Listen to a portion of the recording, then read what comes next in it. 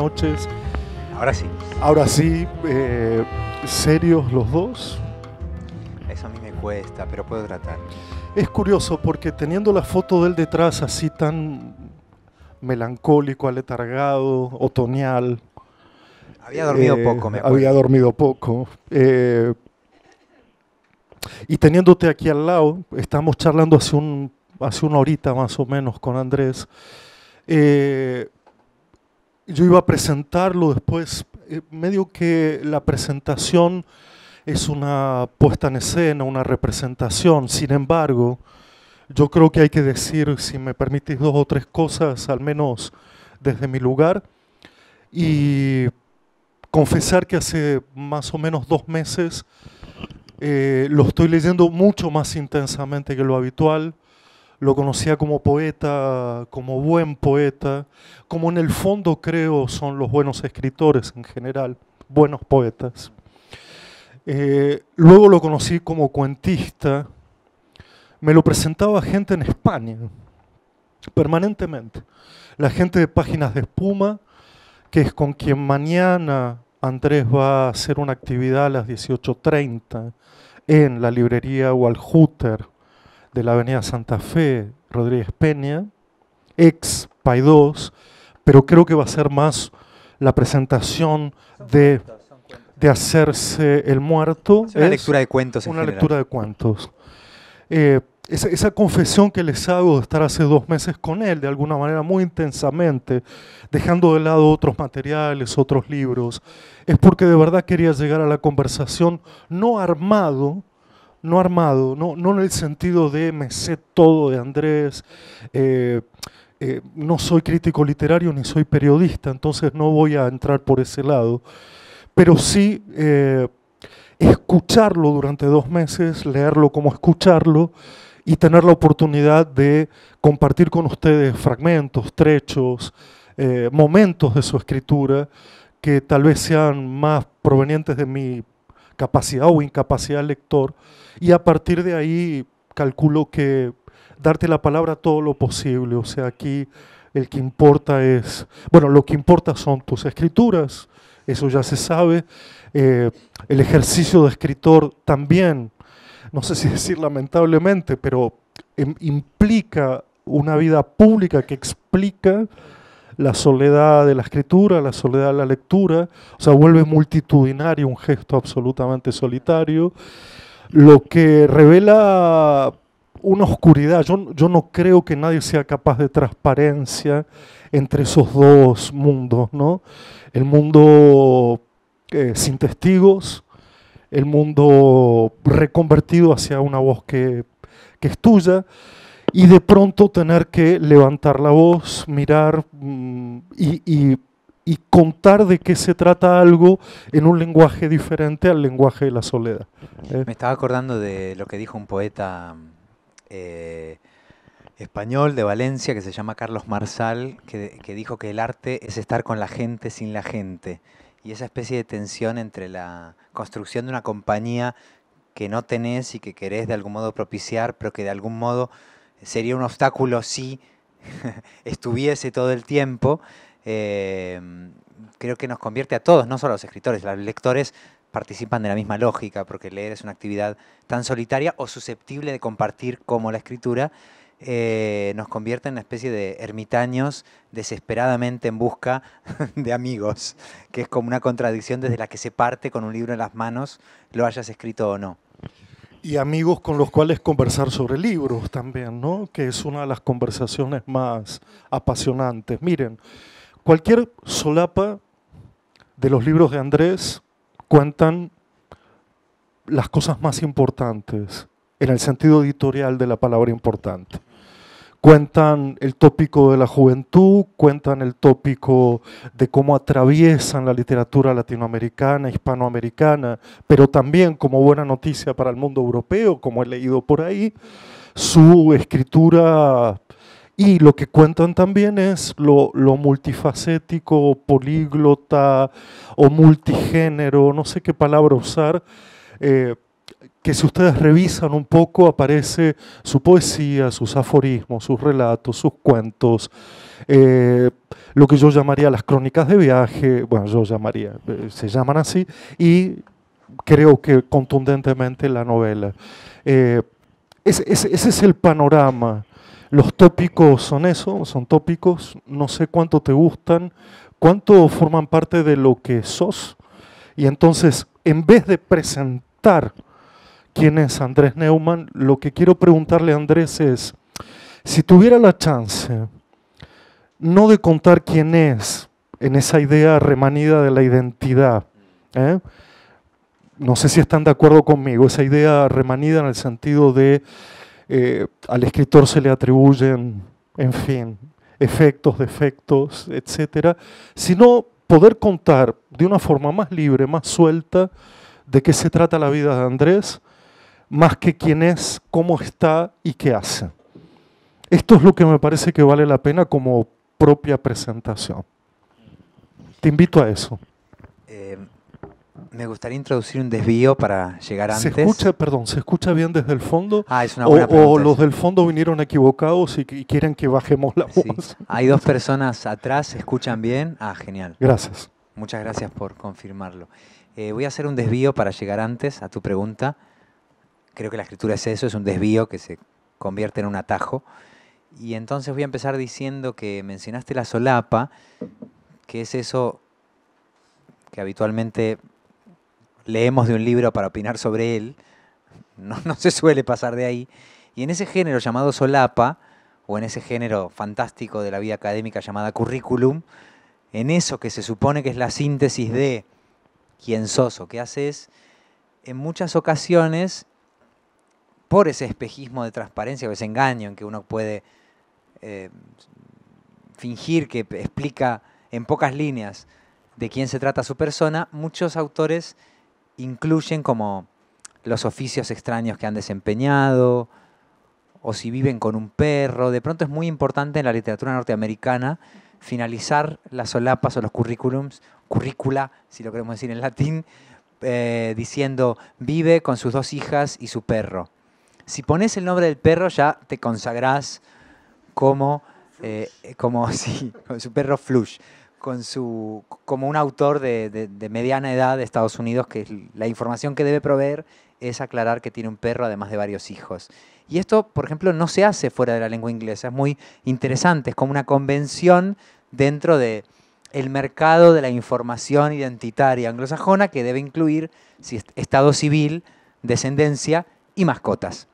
Del mismo modo que existe eso en inglés, si se fijan es bastante habitual y no deja de llamarme la atención, en lengua inglesa, pero también en lengua castellana, muy habitualmente el escritor diría, o escritora diría, por ejemplo, trabajó, no sé, limpiando suelos en una guardería de un oscuro barrio de Praga, levantó cajas en un almacén.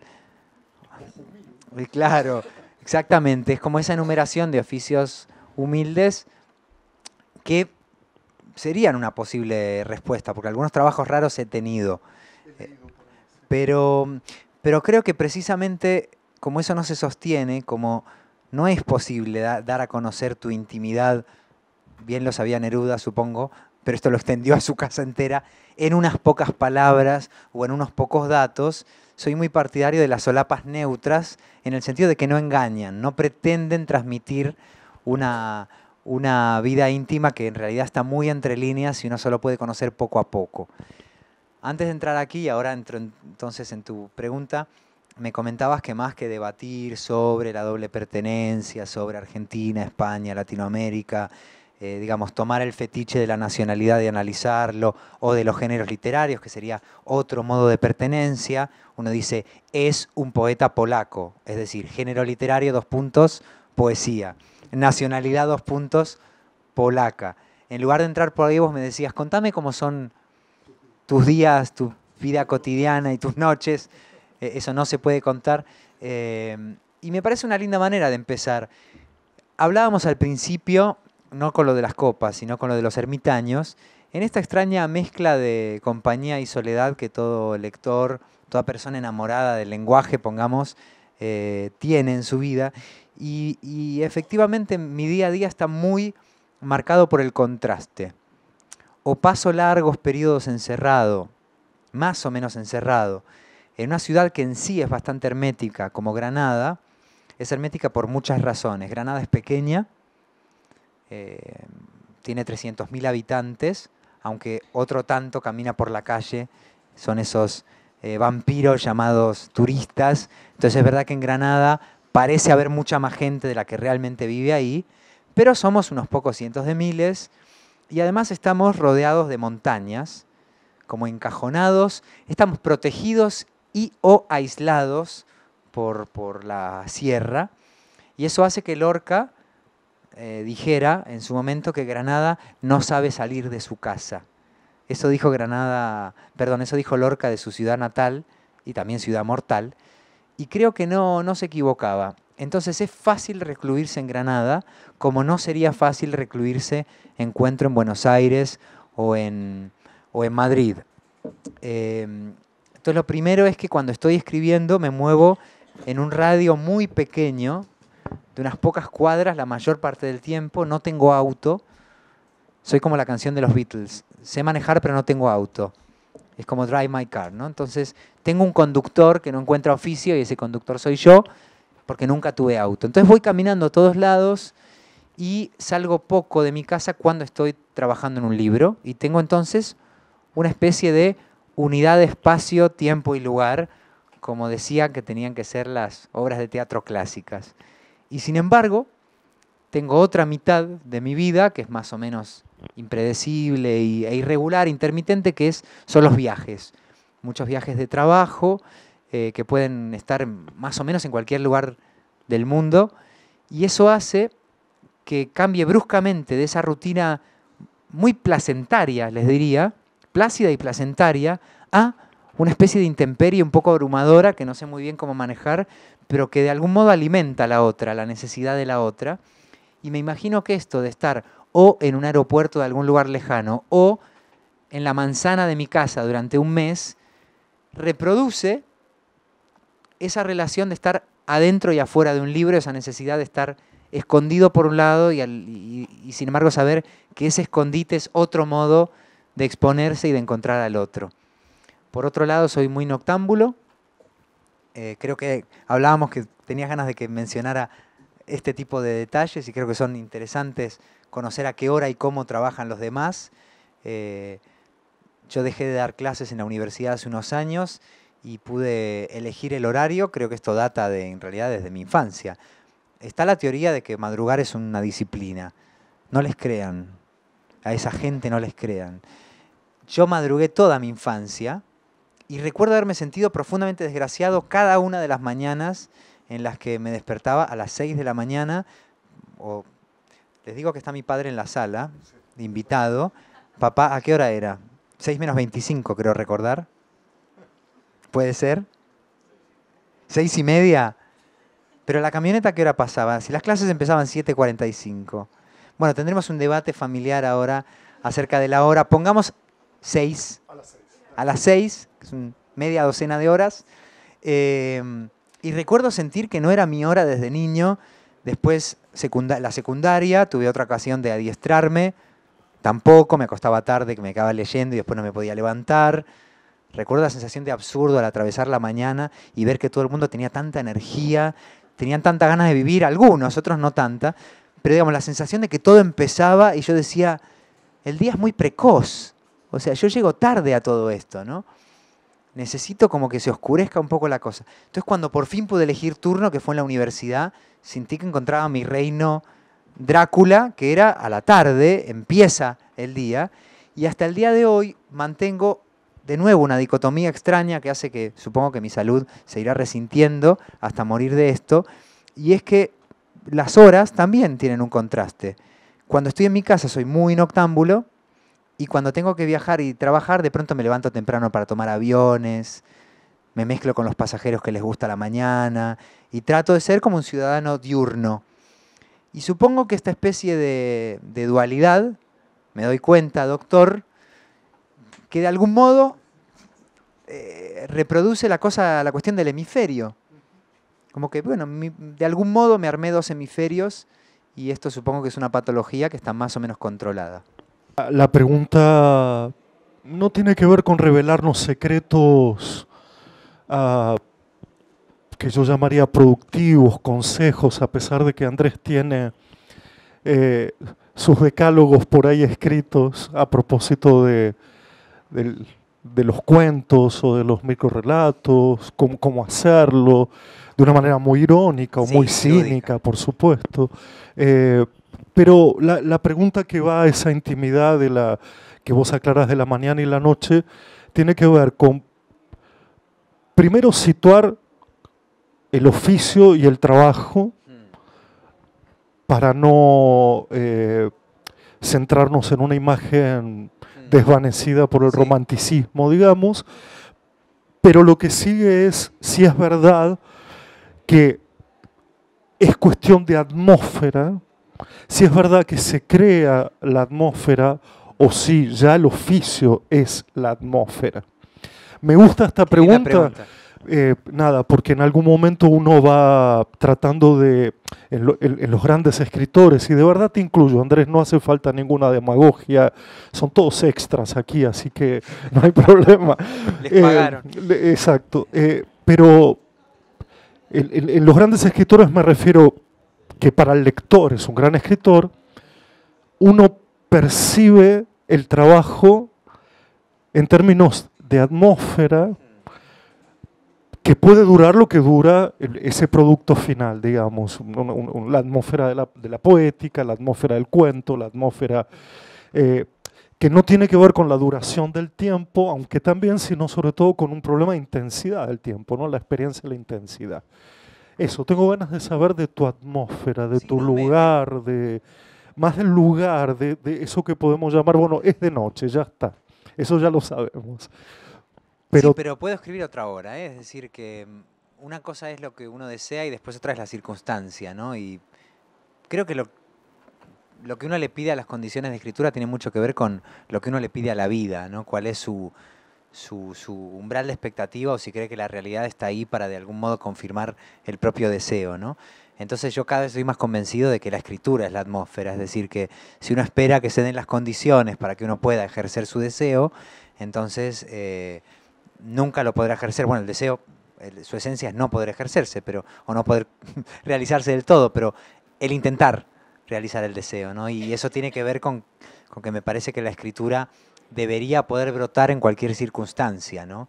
La espera de la gran ocasión es un método de aplazamiento, en todo me parece, en la vida en general, ¿no?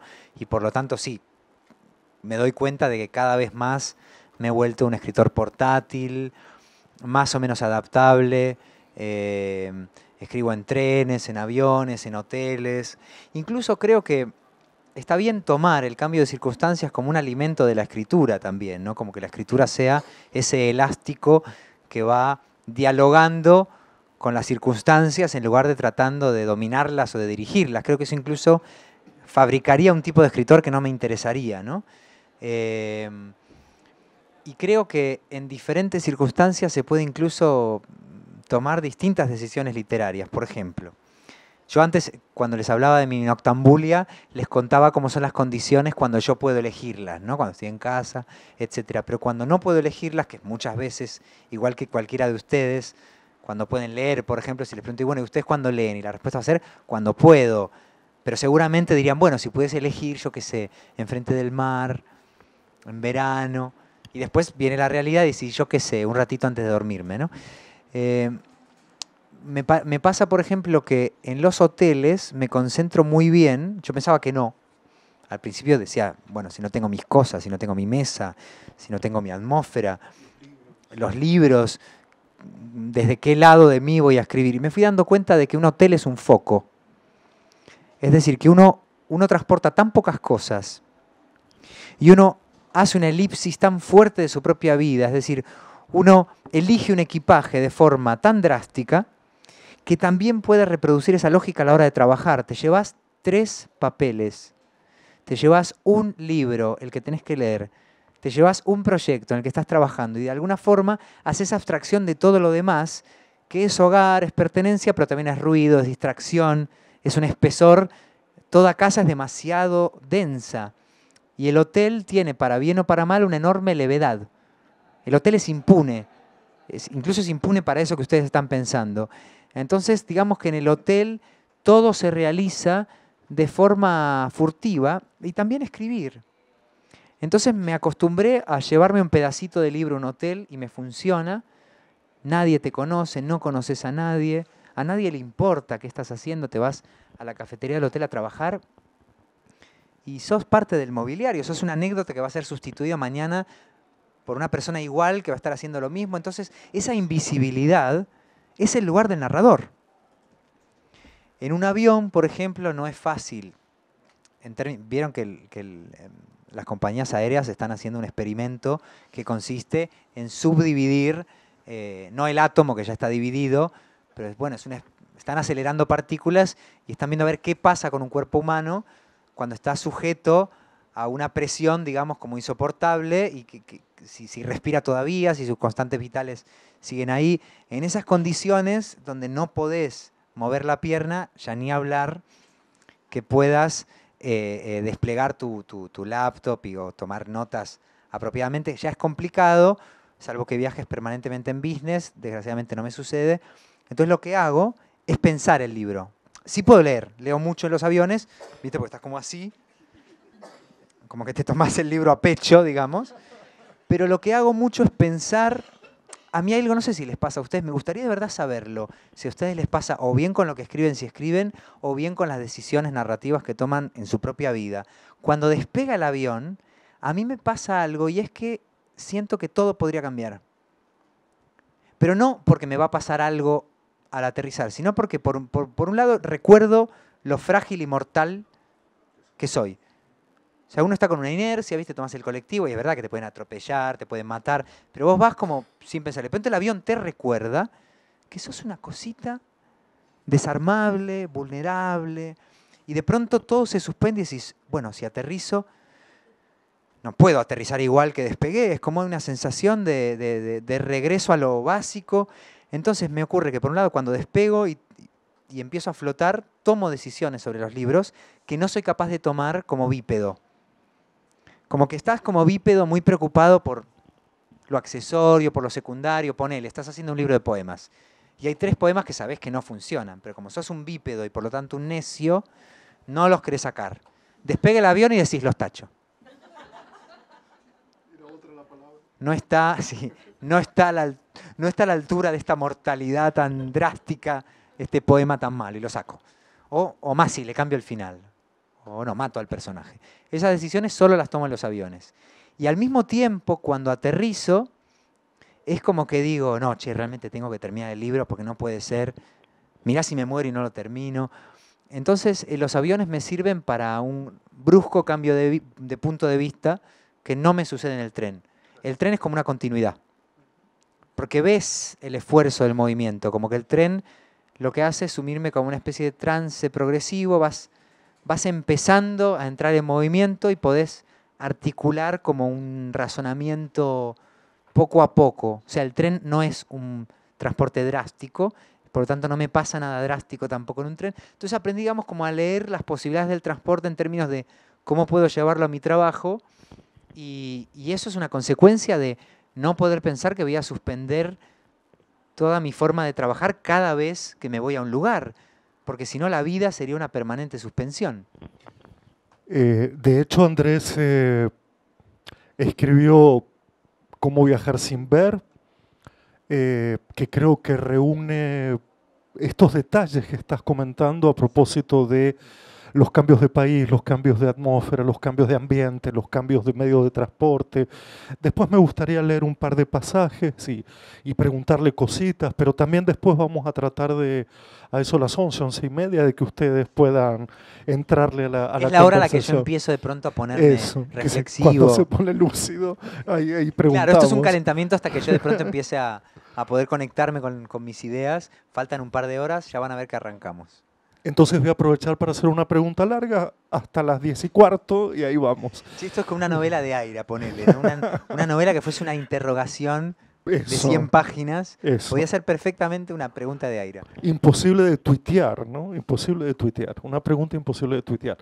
Eh, cuando, cuando yo leía Cómo viajar sin ver, que vos, a propósito del premio Alfaguara, ¿verdad? A propósito del premio que te iba a llevar a un raid, a una excursión por España y Latinoamérica para hacer la difusión del libro, las entrevistas, etcétera, te propusiste, es decir, ahí está lo que estabas contando, lo viste como una oportunidad para contar de una manera determinada, con una escritura distinta a lo que venías haciendo, ese tiempo de cambio permanente, en fin, de lo que podríamos llamar una precariedad, en principio, ¿no? Es decir, uno cuando también se encuentra que cambia de lugar cada 2 o 3 días, y hay algo muy bonito que él hace durante todo el libro, que es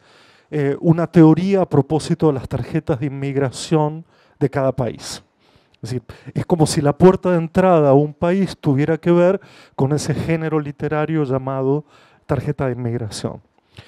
Pero entonces la pregunta, y ahora sí, tiene que ver con ya no la atmósfera, sino ciertas condiciones de escritura, que son, vos mencionaste, fragilidad, una palabra que quiero profundamente. Yo acabo Que es verdad, es una palabra que es verdad. y No que es todas las verdadera. palabras Decía, son tan María Zambrano decía sinceras. que la única palabra verdadera era claroscuro. Fragilidad, dijo él, yo quiero hablar de la precariedad, fragilidad, precariedad. Y si para un autor como vos, en este caso, bueno, vamos a hablar de Cómo viajar sin ver, así ya lo ponemos sobre la mesa, si la propia condición crea tu escritura o tu escritura crea la condición, porque me parece que hay una literatura de viaje, hay una crónica de viaje que conocemos, se pueden citar desde las aguas fuertes, me refiero al estilo. Extraordinarias. Extraordinarias, ¿no? Han envejecido muy bien. Eso. Pero entonces la pregunta puede ser, si la estabilidad versus la precariedad, fragilidad, te hizo encontrar una escritura, hallar una escritura que puede decirse que no era tuya y terminó siendo, ¿no? Sí, creo que sí. Me estaba acordando de Bolaño, la anécdota que él mismo cuenta en uno de sus libros, en su libro de ensayos entre paréntesis, donde en uno de sus primeros textos, si no el primero, no lo recuerdo, él narra su regreso a Chile después de muchísimos años para recoger algún tipo de premio. Y es un viaje muy importante para él, no solamente por el regreso a la patria, que en su caso es una patria perdida ya de entrada, por razones políticas también, sino que era importante porque es la primera vez que él viaja con su hijo, con su hijo Lautaro, por entonces el único que tenía, y con su esposa Carolina. Es decir, que era llevar a su familia catalana al lugar de origen, que además para él ya se había desdibujado mucho. Y están volando, van en el avión, y él observa que su esposa y su hijo están durmiendo plácidamente, mientras él no consigue conciliar el sueño, y la explicación que él da, más o menos literaria, pero creo que profundamente cierta, es que están dormidos porque son europeos, y entonces creen que el avión va a aterrizar, y él, que es latinoamericano, está convencido de que si no mira fijamente las alas, no va a sostener el avión y el avión se va a caer.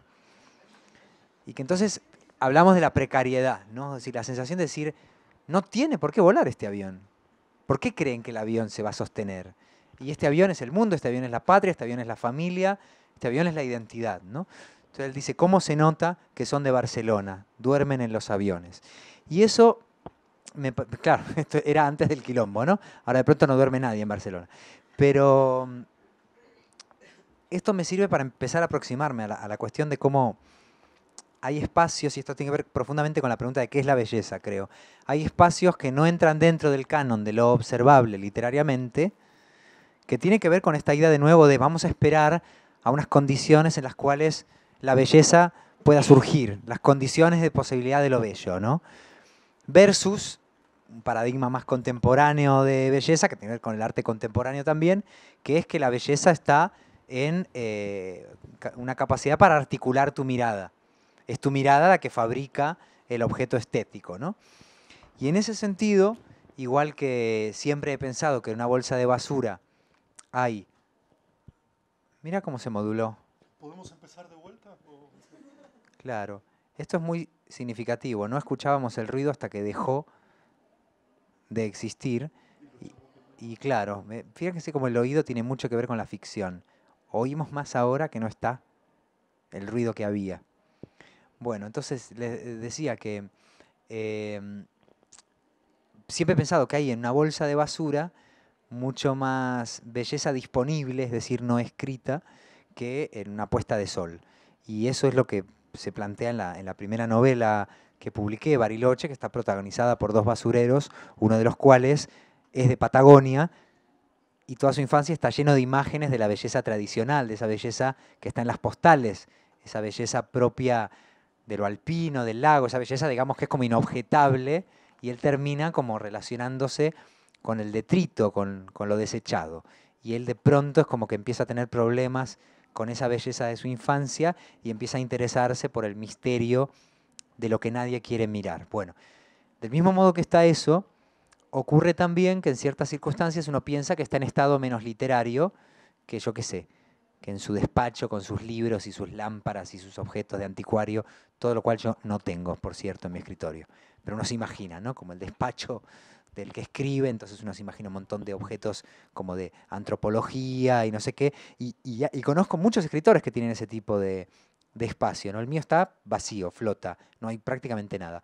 Entonces, de pronto me di cuenta de que había todo un paisaje opaco, no leído, que tenía que ver con lo aparentemente neutral, deslocalizado, lo que la sociología francesa llamó no lugares. Y empecé a pensar que eso podía ser un defecto de observación también. En la medida en que un no lugar solo es posible de formular si hay alguien que cree ser un no ciudadano. Porque si sos un ciudadano, habitás cívicamente cualquier espacio y queda politizado. No puede haber un no lugar donde se suspendan las fuerzas que nos atraviesan, ¿no? Y curiosamente la idea del no lugar, que la formuló Marc Collet, es profundamente planteable solo en un contexto muy etnocéntrico, donde de pronto el aeropuerto de Berlín se parece a Orly y Orly se parece a Heathrow. Sí, pero compará el aeropuerto de Asunción del Paraguay con Barajas, Madrid, y vas a notar diferencias. Entonces también depende a qué aeropuerto mires. Y esta gira de la que vos hablabas era una gira muy peculiar porque la gira del Premio Alfaguara, ahora no sé si están así, porque hubo como, yo qué sé, fusiones empresariales, pero en esa época tenías que ir a cada capital latinoamericana porque había oficina, digamos, de la editorial en cada capital, y entonces yo pensé, bueno, por un lado no voy a poder escribir nada, y todos los premiados anteriores me decían, lo desesperante es que no podés escribir ni leer nada, ¿no? Y yo pensé, Dios mío, qué paradoja, ¿no? Hacer una gira en la que vos tenés que posar de escritor. No, y además como te habían pagado te tenías que callar, claro, obvio, lo hacías. Pero decías, qué paradoja, nunca voy a posar tanto públicamente de escritor en mi vida y nunca voy a poder ejercer menos de escritor que en esos 6 meses. Entonces, el grado de impostura era como insoportable, ¿no? Incluso empecé a sospechar que los premiados anteriores que se habían enfermado, que eran unos cuantos, eran por esta contradicción, por darse cuenta de que éramos unos farsantes. No leíamos, escribíamos una línea y hablábamos de literatura. Entonces digo, no, tengo que poder escribir de algún modo, pero pensé, pero no están dadas las condiciones. No están dadas las condiciones.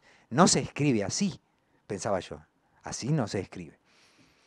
Y yo no escribía así, pero era una limitación mía, no una verdad, ¿no? Entonces de pronto pensé, bueno, ¿qué se puede escribir así, ¿no? Y pensé, y notas sueltas, el fotógrafo Daniel Morsinski, que es el que hizo la foto de la tapa, que es un fotógrafo express, es el, es el fotógrafo más veloz del oeste, me dijo, che, ¿por qué no haces un relato de lo que vas a ver? Y yo le digo, pero Daniel, voy a ver hoteles, aeropuertos, taxis. Me dijo, y escribí sobre eso. Le digo, ¿pero qué va a haber ahí? Me dice, escribí sobre eso, no seas boludo. Digo, bueno, está bien, voy a tratar. Fue pisar el primer aeropuerto. Yo me había llevado unas libretitas preventivas y empezó el aeropuerto a llenarse de unos relieves solo porque tenía una libretita. Sin libretita no había nada. Pero como de pronto había dicho que iba a escribir sobre aeropuertos, pensé, nunca había pensado el aeropuerto. Y me dieron el formulario de inmigración que tantas veces había visto, y de pronto digo, qué raro que te pregunten, no sé, por ejemplo, en Ecuador te siguen preguntando tu apellido de soltera. ¿No? Y decía, ¿y por qué en Ecuador sí y poner en el país vecino no? ¿Qué pasó a un lado o a otro de los Andes, por ejemplo, para que en un país te pregunten por tu... O sea, el patriarcado cruzó los Andes hasta qué punto, ¿no? O por qué las preguntas de seguridad de un país difieren tanto del país vecino. Ejemplo drástico en la época del chavismo en su auge, estamos hablando del año 2009, Colombia-Venezuela. Eran dos planetas. Era cruzar la frontera y era como una diferencia continental, ¿no? Era la época fuerte, si no estoy equivocado, de Uribe, puede ser. Uribe, Chávez, o sea, imagínense, era como claroscuro, que diría María Zambrano. Entonces era muy interesante empezar a comparar todo eso que yo había decretado que era equivalente porque no había observado, porque no sabía mirar. Y me di cuenta de que, claro, que hasta el protocolo de los aviones cambiaba, los controles de seguridad, y empecé a fascinarme por esos pequeños matices. Me agarró la gripe A, por ejemplo, la porcina, le decían acá. Aviar. Ah, la aviar. Ah, ok. ¿Te dejó cara de qué? No, de que me equivoqué de gripe, era la cara. Era la cara del virus equivocado. Entonces, bueno, estaba la gripe que recorría el continente y fue muy interesante porque México era el primer lugar donde empezó la gripe y por tanto el único lugar que ya no estaba en protocolo de seguridad. Me acuerdo cuando un miembro del gobierno anterior llamó a México tratando de solidarizarse, pero no consiguiéndolo, dijo el hermano enfermo, que era un poco como los compadecemos, pero no vengan, por favor, ¿no? Entonces el hermano enfermo, que eran los mexicanos, mientras toda Latinoamérica estaba gozando de la mejor de las saludes. Por supuesto, eso duró unos meses, la gripe se movió, como se mueve todo, y México ya había pasado, y estaban bárbaros. Entonces era increíble aterrizar en México, fui de sur a norte, entonces atravesé todas las emergencias sanitarias hasta llegar a México, donde de pronto era el pasado remoto, hacía 6 meses, ¿no? Incluso cuando decías que eras argentino te miraban con una cierta ironía, diciendo, hola, hermano enfermo, bienvenido a México.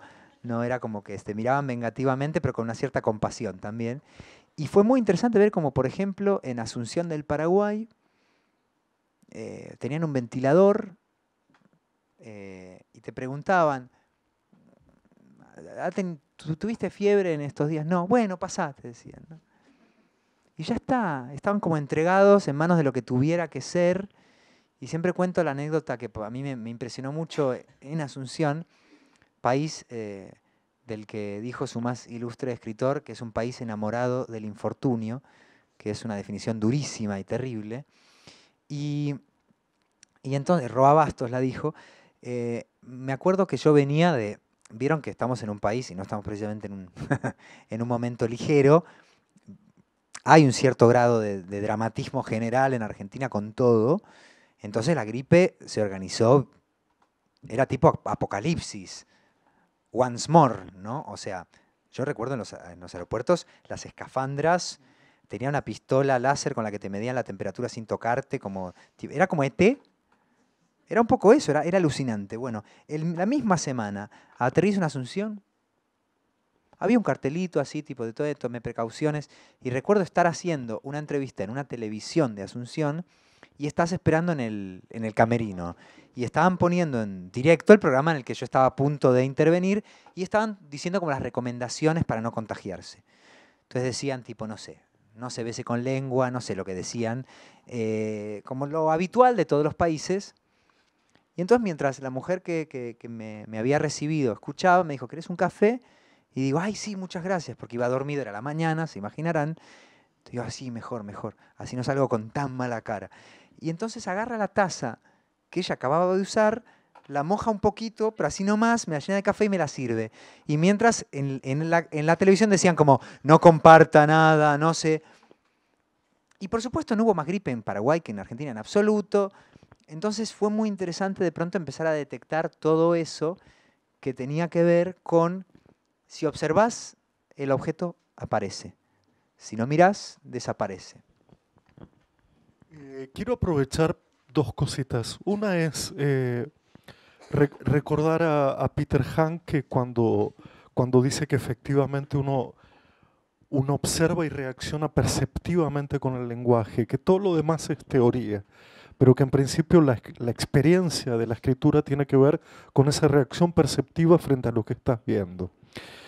Y yo creo que, sin ser exégeta de nada, leí en tus aforismos del libro El Equilibrista algo así como la condición filosófica para luego hacer el viajar sin ver.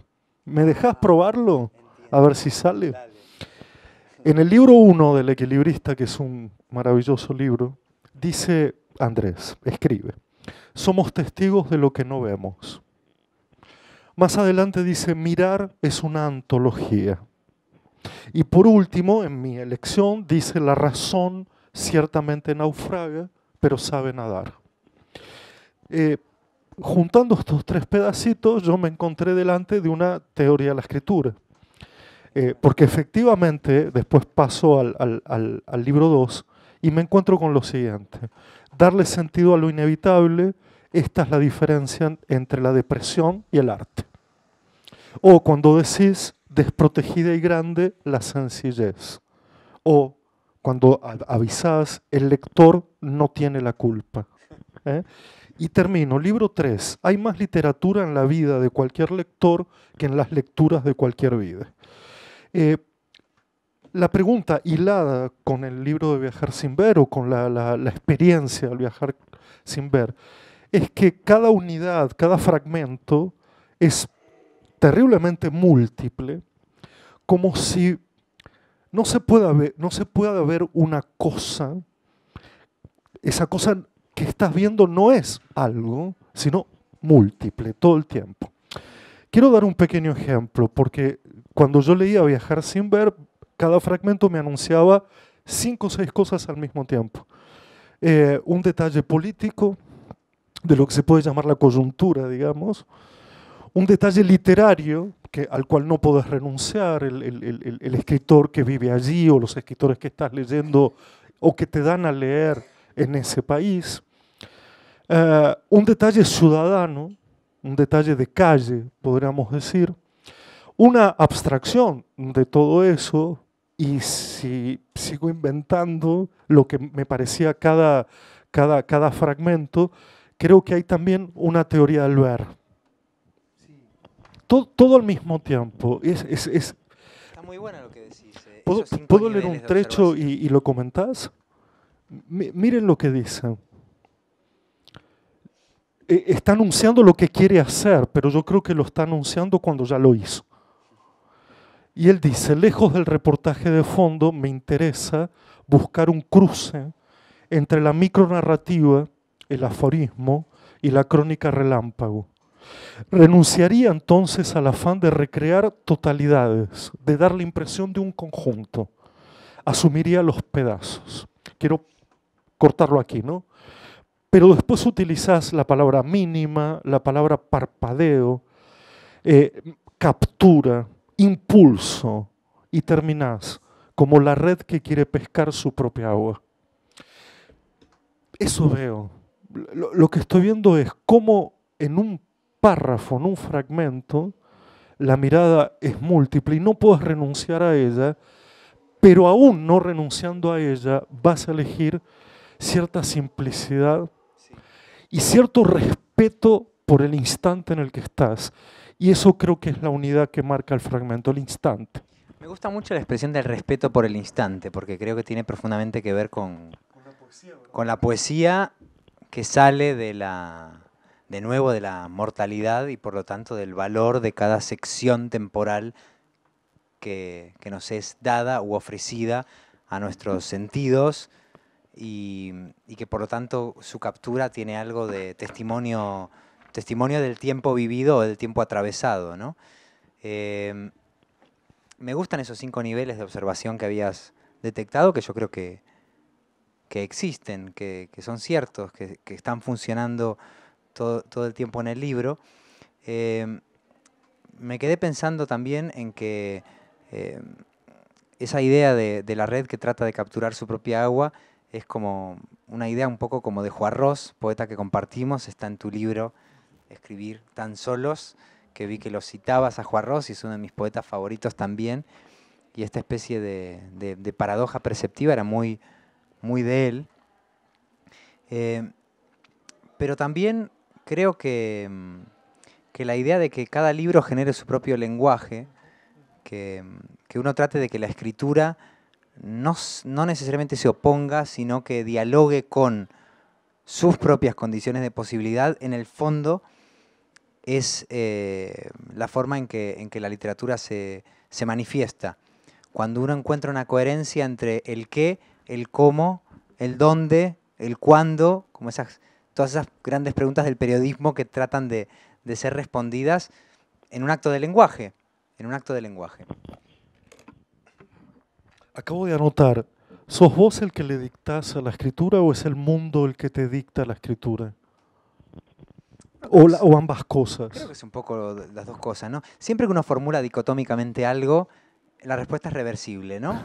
Las dicotomías son un guante. Y entonces creo que siempre todo se mueve en una doble dirección y eso también, creo. Yo había elegido un pequeño párrafo para ver si es verdad que había 5 niveles o 5 planos o 5 capas, y si no, las contamos y las desechamos. Él dice, nuevamente, primer apellido, segundo apellido, apellido de casada. Cuando se legalicen globalmente el cambio de sexo y las bodas homosexuales, los formularios de aduana de ciertos países se volverán complicadísimos. Eso, ¿querés hacer la prueba de si pasamos por esos planos? Yo creo que hay como la polifonía anunciada estás hablando de un reconocimiento político en un instante que pasará a propósito de algo que estás viendo y que tenés que verlo de alguna manera. Mira, está muy bien eso, porque yo creo que todo detalle observado es una polifonía, se vuelve polifónico, como si cada acto perceptivo tuviese algo de acorde y uno elige si se fija en una sola nota o en todas aquellas de las que se compone el acorde. Eso está desde el propio título, porque en realidad el título completo del libro es Cómo viajar sin ver. Y Cómo viajar sin ver puede leerse como afirmación, como manual de instrucciones, pero también puede leerse como pregunta, porque para eso está la tilde. Mientras la Real Academia no nos la saque, ahí hay una tilde. Entonces, digo porque vos tenés acá un tan solo, ahora les hablo de esa tilde. ¿Cómo viajar sin ver? Puede ser la pregunta de ¿cómo vas a viajar sin ver? Es imposible. Aunque creas que no vas a ver nada, siempre vas a ver algo. Ver es inevitable si tenés activada la mirada. Y bueno, en cuanto a la tilde, simplemente decirles que hay un verso de Machado que pone en crisis la decisión de la academia. No todas las decisiones de la academia son equivocadas, les quiero decir, porque también es fácil pegarle a la academia siempre, hay múltiples motivos para pegarle a la academia, pero a mí me costó poner guión sin tilde y todo eso, pero después me acordé de que mi abuela aprendió a escribir fue o fe con tilde, y ahora nos parece absurdo, y en su momento seguramente le costó, y nosotros dijimos, pero si es un monosílabo. Bueno, es la misma razón por la que guión y truán no pueden tener tilde. Entonces, bueno, hay decisiones que son de pronto coherentes, pero la de solo no puedo digerirla. No puedo digerirla, y hay un verso de Machado que nos asiste en este argumento, y está en el Autorretrato, uno de los poemas más conocidos de Machado, que dice: converso con el hombre que siempre va conmigo. Quien habla solo espera hablar a Dios un día. Pongámosle tilde. Quien habla solo espera hablar con Dios un día. Se vuelve un poeta católico. Machado. Nada menos que Machado. El objetivo del habla es hablar con Dios. Mientras que sin tilde es una ironía. Quien habla solo se cree. Si no tenés lo que Machado llamaba poesía cordial, de encuentro con el otro, del lenguaje como diálogo, te crees que vas a hablar con la divinidad, ¿con quién vas a hablar? No hables solo, tenés que hablar con el otro. Entonces, bueno, esas tildes son importantes. Entonces, bueno, en el propio título, Cómo viajar sin ver, con su tilde, hay dos posibilidades de lectura que se refutan entre sí, de hecho. Y yo sentía que a veces cuando estaba observando esos pequeños detalles de aeropuerto, lo mismo hice con los hoteles, lo mismo hice con los taxis y con las librerías, porque no me podía resistir. Ese es el único espacio. Fíjate que pasamos del no lugar al hiperlugar, porque en un aeropuerto está el Estado, el mercado, el consumo, la represión, las clases, la coyuntura, la despedida, la bienvenida, la desintegración familiar, lo transgeneracional, la espera, la prisa, el drama. O sea, ¿qué no hay en un aeropuerto? Hay todo en un aeropuerto. Está tan concentrado, es tan insoportablemente... está tan insoportablemente estrático por capas que yo creo que estamos en un aeropuerto solo en una de esas capas porque sería totalmente inasumible hacer un corte, digamos, transversal y darte cuenta de todo lo que está pasando en un aeropuerto. Entonces la versión del no lugar es la cómoda, es la zombie. Pero realmente, y creo que en un hotel pasa un poco lo mismo, ¿no? Está el afuera y el adentro, tu vida y su interrupción, está el desconocido, pero es un desconocido al que escuchás mear. A mí eso siempre me fascinó. Y sí, vos estás en tu baño y de pronto escuchás el chorrito de al lado y decís, no sé quién es, pero ya sé que está haciendo pis. O sea, sé lo que estás haciendo y no sé quién sos. Entonces esa especie de intimidad rara de pared con pared de los hoteles es muy inquietante, mucho más que la de los vecinos, que por lo menos sabes quiénes son. O sea, en el hotel vos crees que estás desapercibido, que estás secreto y de pronto se oye todo. Entonces, creo que los hoteles también son lugares tensos y ni hablar de los taxis, que también ocurrió en ese libro, ¿no? Comparar al taxista porteño, por ejemplo, con el taxista paceño y comprobar que donde el taxista de Buenos Aires te propina una teoría política, aunque no se la pidas, o sobre todo si no se la pedís, el taxista paceño guarda un silencio de autoprotección, ni que hablar que yo, que era un pasajero blanco, si decía que además venía de España, entonces en pleno además efervescencia del gobierno de Evo Morales, cuando estaban redefiniendo toda la identidad del país, no hacía más que mirarme de reojo por el retrovisor y no me iba a decir nada por mucho. Yo les preguntaba y trataba de anotar, ¿no? Pero era difícil sonsacarle a un taxista que claramente se ponía en guardia por múltiples razones. Entonces, claro, no estaba en ninguna parte, estaba en un taxi de La Paz con toda claridad. No podía ser de ningún otro lugar ese taxi. A mí me gusta mucho esto que dice Andrés porque así como el filosofar es un ejercicio, no tiene que ver con la voluntad, tiene que ver con el espacio, el tiempo, el lugar, las condiciones, la precariedad, etcétera, etcétera. Eh, Cuando terminé de hablar cómo viajar sin ver, tuve una pregunta inmediata que no fue sobre lo que escribiste, sino cómo decidiste ponerle digamos, decir, este va a ser el material, porque me imagino lo que pudo haber rebalsado de tu capacidad de ver y me imagino las libretas que no están aquí presentes. Sí, las guardo. No fue difícil eso, fíjate, porque en realidad el método de escritura fue, a pesar de lo que Secuencial, ¿no? parece O sea, muy cómodo. cronológico. Cómodo digo, no armar el libro, sino tomar las notas. Yo dije, voy a anotar todo lo que se me ocurra y después de ahí veo lo que sea de algún interés. Eso implicaba, por supuesto, eliminar la mayor parte de material, digamos. No tengo la suerte de tener pensamientos sistemáticamente geniales. Es como que soy muy consciente de que la mayoría de lo que uno escribe es descartable y uno trata después de, como en la red que pesca el propio agua. O sea, uno sabe que tiene que sacar lo más perfecto y lo más perfecto a veces es nada.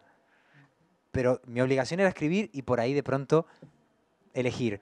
Y como era país por país, además a mí me encanta tachar, o sea, no me cuesta nada tachar. Creo que si no se tacha no se puede escribir. Y creo que además tachar es probablemente la parte más importante del fraseo. Disfruto tachando, ¿no? Digamos como lapidando torpezas, patinando sobre ellas. Y entonces fue casi un alivio con todas esas libretas. Y ahora pienso, bueno, y podría haber tachado la mitad de lo que se publicó, seguro. Pero fue una muy pequeña parte y conservo esas libretas con un montón de notas que después al releerse no se sostenían, pero a lo mejor esas malas notas fueron las que propiciaron las buenas, porque como vos decías, si filosofar es un entrenamiento, supongo que ese músculo de la observación necesita estar en permanente actividad para que de pronto produzca algo interesante. Así que sí, igual que las malas páginas son el sostén de las buenas que aparecen de vez en cuando, pero que nunca van a aparecer sin las malas. Me voy a mover por otros dos lugares. Supongo que algunos de ustedes, algunas quieren también conversar directo y no voy a estar yo atribuyéndome el único privilegio de conversar contigo. En un momento Andrés mencionó la polifonía. Yo me quedé absolutamente complacido y muy dolorido al mismo tiempo con hablar solos. Muy dolorido porque todo tiene un final, porque allá por la página 218 alguien tiene que morir, hay que despedirse, hay que saber despedirse y lo hace de una manera muy, muy peculiar. Pero la polifonía que rescato es evidente, está en la superficie, 3 personajes, un niño, un hombre, una mujer, por supuesto que hay más personajes, hay un médico en el medio, un médico, Ezequiel, pero hay 3 personajes y el libro alterna de una forma monologada la voz de cada uno. De una manera tan espectacular que uno tiene que tomar una pausa porque no puede escuchar al mismo tiempo a un niño y a su madre y a su marido y al médico, en fin. Lo que quiero comentar y que me gustaría mucho que si podés contarlo es, estos 3 personajes son personajes de una ficción muy cercana. Lo digo porque para el lector a veces es relativamente sencillo en las primeras páginas notar la ficción demasiado alejada de una ficción cercana. Y no digo que haya virtud o esté elogiando a alguno de los dos, pero ese niño es un niño muy probable. Es un lindo título ese, Un niño probable. Un niño probable. Te lo voy a robar. Adelante. Con tal de que quede registrado. Una idea cuando es soltada, dijo Miguel Morey, ya no le corresponde a nadie. No le corresponde a nadie, no hay autoría. La famosa libreta, ¿no? Cuando habla la mujer que está todo el tiempo hablando un lenguaje contradictorio, o sea, afirma y niega al mismo tiempo. Es una mujer encantadora, es una mujer entrañable, porque dice, al fin encuentro la felicidad, no, el dolor. Ahora entiendo que mi marido se va a morir, qué liberación, qué tragedia. Y permanentemente su lenguaje es ante un acontecimiento puntual, esa duplicidad. Ella misma es polifónica. No puede terminar de decir una frase que ya va a decir la contraria, ¿verdad? Y por último, el hombre que lleva a su hijo un último paseo, y ahí en ese último paseo no puede decirle que va a morir, pero todo el tiempo le muestra que está enfermo de algo, tal vez de la gripe aviar o de la gripe que tenías vos.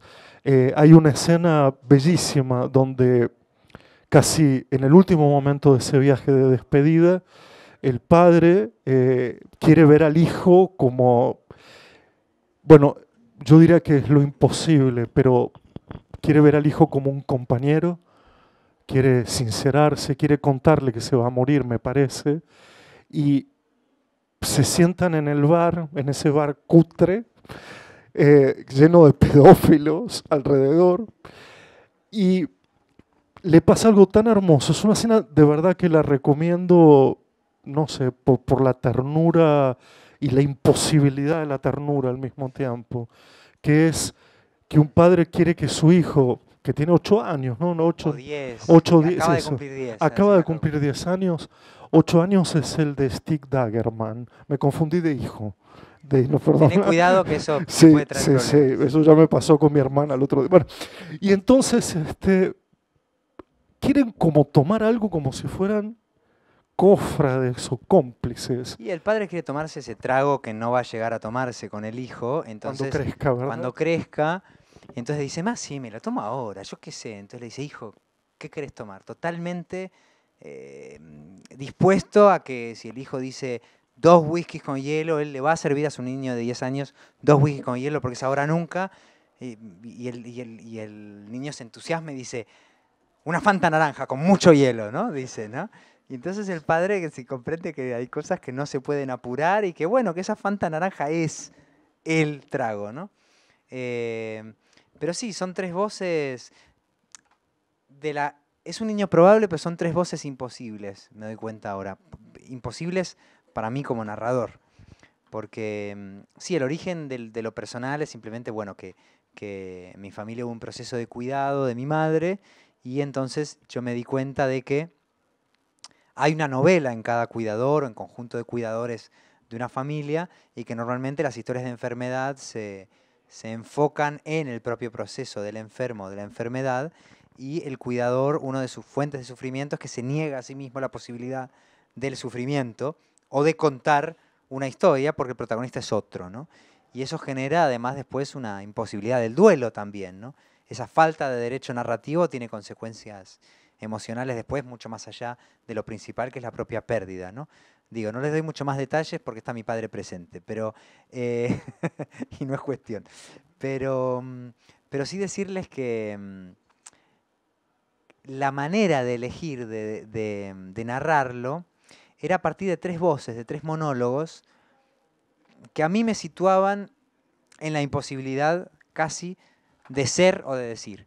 Veamos, un niño que ya no era, no son tres personajes, son tres monólogos. Cada uno de ellos habla, pero se llama hablar solos, porque cada uno de ellos trata de encontrar un interlocutor y no lo consigue. Un niño que ya no soy, así que hablar como algo que ya no soy. Hablar como un hombre moribundo, porque lo que hice fue cambiarle el sexo al caso real de mi familia, que en mi caso era mi madre la que enfermó, y pensé que era un buen recurso para poner un poco de claridad y de distancia y poder hablar. Un hombre que está a punto de morir, un hombre moribundo, y por lo tanto algo que todavía no soy, algo que seré. El niño era lo que ya no soy, y esto es lo que todavía no soy. Y el lugar de la mujer, el lugar de la madre, que habla en primera persona y que se convierte además en la protagonista indiscutible de la novela, con algo que nunca seré, que es una mujer. Entonces eran, por un lado, tres monólogos muy íntimos y muy viscerales, y sin embargo el punto de partida elocutivo era imposible. Y eso probablemente le dio algún tipo de nervio emocional y también de desafío narrativo. Me parece que cuando uno está manejando un material muy sensible en lo personal, es bueno poner dificultades lingüísticas que en lugar de entorpecer, encausan. Siempre hay una frase que decimos en casa y recordamos que es la de que Stravinsky necesitaba reglas para ser libre. Esa idea de que de la falta de reglas no surge un arte libre, sino la confusión. Por supuesto, esas reglas han de ser elegidas por uno para alcanzar la libertad de elegir mis reglas, que sería una forma de libertad superior a la anarquía. Eso según Stravinsky, no según yo mismo. Entonces, la idea de tomar estas tres reglas que me ponían una dificultad para poder de algún modo gobernar o encauzar lo que era una cuestión profundamente visceral, creo que me ayudó a decir cosas que en mi propio nombre no habría sido capaz. Y es ahí donde creo que la ficción no alcanza un grado inferior a la realidad, sino superior. O sea que la ficción a veces es más real que la realidad. Y esto es algo que como narrador me resulta muy valioso recordarme a mí mismo, ¿no? Muchas veces. Que la ficción a veces dice lo que la realidad no puede por falta de lenguaje, de estructura, o simplemente por tabú, por autocensura. Cuando uno escribe en nombre propio se autojustifica, rema para el propio interés, piensa a ver cómo va a caer. Es inevitable que suceda eso, digamos, el que diga que escribe desde una impunidad absoluta está autoengañándose ejemplarmente, ¿no? Uno puede simplemente correr un poco el límite de su desprejuicio, pero ese límite va a existir. Y en cambio, en nombre del personaje, desde la ficción, uno contrae menos responsabilidades narcisistas y puede llegar más lejos en la franqueza, o dicho de otro modo, nunca uno es más sincero que cuando escribe en nombre de alguien que no existe. Eso lo sabía Pessoa, ¿no? Que fue un gran poeta de voces imaginarias. Sé que vos citas a Pessoa en tu libro también, el libro del desasosiego. Siempre vuelvo a este ejemplo que me fascina. Pessoa era un poeta menos interesante cuando firmaba en su propio nombre. Fernando Pessoa es el menos interesante de los poetas que inventó Fernando Pessoa. Su ortónimo era un poeta más clásico, más previsible, que el poeta que llegó a ser cuando se imaginó que era otros. Y creo que hay más sinceridad en los otros que en el Pessoa de Pessoa, ¿no? En una bibliografía de algún seminario sobre alteridad, cultura, alteridad, en fin, al lado de Pessoa pondría Hablar solos, sin duda. Es decir, yo creo que ha sido un ejercicio de alteridad del cual muchos científicos, incluso de ciencias sociales y humanas, envidiarían por esa capacidad de decir cómo hablaría un niño a los 10 años. Pero con lo que acabas de decir, que es el método contrario al de la ciencia, que es saber que no sos ese niño, ni podés representarlo. Y esa es la clave para poder hacer el ejercicio de alteridad. Si no es un ejercicio de autoridad, ¿no? sobre el niño, sobre la mujer, sobre el hombre. Voy a hacer el salto para que tengamos tiempo de, Por favor, de conversación. a ustedes también. Y el último salto que quiero hacer es efectivamente sobre la novela que viniste a presentar ahora, más específicamente en la Feria del Libro, que es Fractura. Yo solamente les quiero presentar a un personaje y a partir de ese personaje, porque lo hemos venido hablando un poquito más temprano, Fractura es una novela muy celebrada. He leído que ha sido como muy celebrada. Lo he leído después de que yo la he celebrado por mis razones, pero luego ha sido como muy celebrada en términos del roce que muchos críticos quieren con una perfección inexistente, digamos, ¿no? Esta es la gran obra maestra, al fin Andrés Neumann no sé qué, pero quiero comentarte desde mi lugar de lector, que es el que, por otro lado, el que leí, que Andrés se siente muy, muy gratificado, estableciendo una relación muy simétrica entre cuando uno le habla de que lo lee y él dice que siente la misma admiración por ser leído de alguna manera, ¿no? Es decir, que te sorprende que haya un lector desconocido por ahí, y me parece que mantener esa sorpresa hace la literatura un espacio de conversación y de comunidad, sino lo haría como un ejercicio individual, no solo solitario, que eso desde ya, sino además muy, muy centrado en el egoísmo, ¿no? Totalmente, hay dos niveles en los que se puede confirmar lo que decís. Uno es en el emocional. Efectivamente, cada vez que aparece un lector, yo me sorprendo genuinamente y hasta el día de hoy no dejo de sorprenderme porque nunca entiendo por qué eligieron mi libro para leerlo. Digo, hay tantos que no veo ningún motivo serio para leer un libro mío y no otro mejor. Entonces es como que en el fondo es como, no sé si sacarte de tu malentendido o decirte gracias por equivocarte de este modo. No termino de entender por qué. Porque hay un océano de libros interesantes, ¿no? Lo que llamó Said los demasiados libros, ¿no? Que nunca son demasiados, pero que nos generan una sensación de a veces de incapacidad de elegir, de paralización, ¿no? Y que de esa paralización salga alguien que venga con un libro mío, lo encuentro inexplicable. Bueno, es decir, es como que lo agradezco, pero no lo entiendo bien. No, de tapa conmovedora, ¿no? Claro, entonces hay que agradecerle al diseñador, que es aquel que hace el trabajo de... La frase del retiro tapa también fue utilizada por Alfaguara en los tweets. ¿Ah, sí? Sí, antes de que el libro estuviese a la venta acá en Argentina. No te van a escuchar atrás. No, digo, evidentemente es una frase que supongo han considerado que llega al público. Claro. Y evidentemente llegó. Llegó. Bueno, los voy a felicitar a la editorial por su trabajo y bueno, te agradezco en todo caso este error. Pero... Decías dos planos. Claro, este es el emocional, es decir, que me extraña tener compañía. Me genera una gratitud y una cierta sensación de vergüenza también, ¿no? Pero una vergüenza bonita, ¿no? Como cuando uno es abrazado por alguien que no conoces muy bien y que empezás a conocer así, de rápido, ¿no? Pero por otro lado está el asombro semántico. Vos decías la diferencia entre la alteridad y la autoridad, y me parece que ese juego de palabras es muy oportuno, porque nunca creí que los autores entendamos el libro mejor que los lectores. Y esto es una idea también sobre qué es el sentido. Muchas veces, cuando se habla de la teoría de la narrativa, del cuento, muy específicamente, se habla de este iceberg sumergido del que habrán oído hablar, el iceberg de Hemingway, que decía que un cuento es como un iceberg, y entonces uno ve solamente la parte visible. Decía Paul Klee, lo visible es solo un ejemplo de lo real. Bueno, y debajo está lo invisible, que también es real, aunque no lo ves, y decía Hemingway, un cuento es apenas un ángulo de toda la realidad que está, pero la cuestión es, ¿y quién la maneja? El autor también, según Hemingway. Hemingway sabe todo y el lector, si es afortunado o lo suficientemente astuto, va a deducir el iceberg que Hemingway ya sabía. Porque Hemingway tiene una noción de autoridad fuerte, incluso en la configuración de su masculinidad, no es casualidad. O sea, Hemingway creía que el iceberg era suyo y que después podemos negociar cuánto escondemos. Sin embargo, ese concepto clásico de la elipsis me parece que no alcanza a explicar lo que yo creo que es el misterio de la escritura. Y es que hay muchas cosas que los autores no entendemos, no sabemos.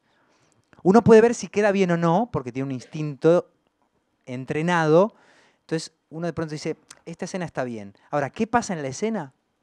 No estoy seguro. ¿Por qué el personaje toma esta decisión? Entonces, en esa porción de lo no dicho, no impera el autor. Y muchas veces los lectores son los que le resuelven o despejan una incógnita que para mí era X. Era X. Entonces, en el encuentro con el lector, aparte de gratitud, sorpresa, vergüenza, se completa el sentido porque muchas veces el lector no es que adivine lo que yo quería decir, sino que me explica lo que yo quería decir o lo que una parte más o menos involuntaria, inconsciente, según la escuela filosófica inefable, Kant decía nouménica, esa parte que yo no sé y que está funcionando en el texto y que traduce el lector. Entonces el lector sería un traductor de los huecos del texto, que son huecos también para los autores. Y por eso es que además uno no puede prescindir de los lectores. Porque más allá de decir, ay, che, qué bien que tenés mi libro, es tipo, explícamelo. No sé bien.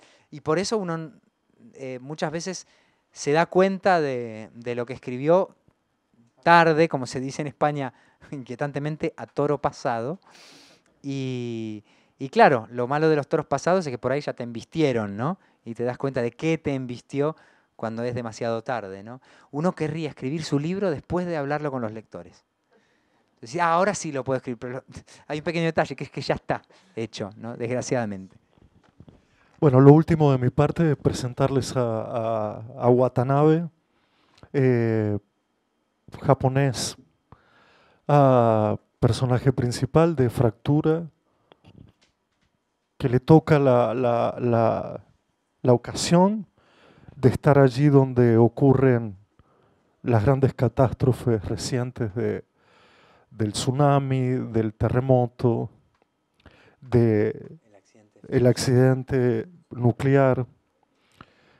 Y allí está Watanabe. Pero Watanabe, que es un gerente de una empresa de televisión, es contado a un periodista argentino por las mujeres que lo amaron. Ese rompecabezas tan bonito de que la mujer argentina, la mujer francesa, la mujer neoyorquina, van contando quién es Watanabe. ¿Quiénes son ellas? Y quiénes son ellas al mismo tiempo, porque no se puede hablar del otro sin un punto de vista, una perspectiva. Pero el tema es Watanabe, ¿verdad? El tema es, lo charlábamos afuera, yo lo leía y digo, es el hombre catástrofe de alguna manera, el hombre que asiste, que está allí cuando, y de verdad cuando lean las primeras páginas que describen el terremoto, van a sentir que hay que escribir un terremoto, ¿eh? Hay que escribirlo. Villoro lo intentó con el terremoto de Chile, Pero hay que escribir el terremoto y sentir que mientras vas pasando las páginas algo tiembla. Y yo como lector lo recibí así, el libro temblaba, el libro me producía ese movimiento, además en una escalera mecánica, ¿no? Imagínense.